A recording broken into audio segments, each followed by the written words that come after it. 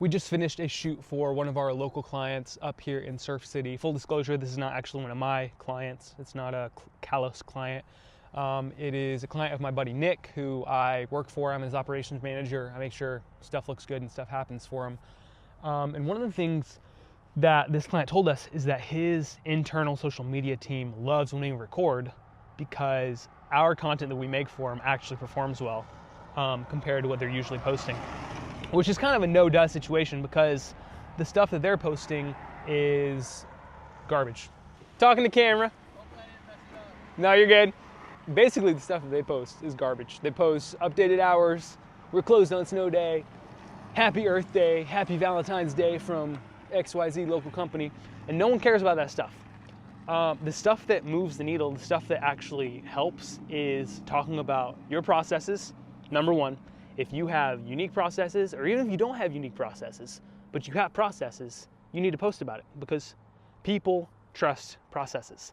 They want to know that you have a system, you know what you're doing, you do the same thing every time. We talk about it all the time. This company is a local owned company, which is unique in this area because a lot of the local companies have sold out to corporations, to nationally owned investment groups, and the quality of service has gone downhill after the other companies sold out. And so the posts that we are making, the content that we're creating is talking about the fact that they are local, they are values driven, they are family owned, they've been in the area for a lot of years. I'm trying to think, 60 years almost. And that makes a difference. People care about that stuff. Local owned businesses do better on socials and should be making content. People care about that stuff. They care about quality. They care about the fact that you're invested in the community. And so if that's you, if you are a local owned business, you need to be talking about it. And then finally, showing the owner's face matters. So people want to know that they're working with real people. They want to invest in local people, right? That's kind of going back to the point I already made. But when we put the owner's face out there, when we put a voice behind the brand, we're not just a logo, we're not just, now we got a loud truck driving by. These mics are good, but I don't know if you can hear me over the loud truck. When you put real faces to the brand, people care about that stuff. And so these posts perform way better than Earth Day graphics. They perform, there's a loud truck.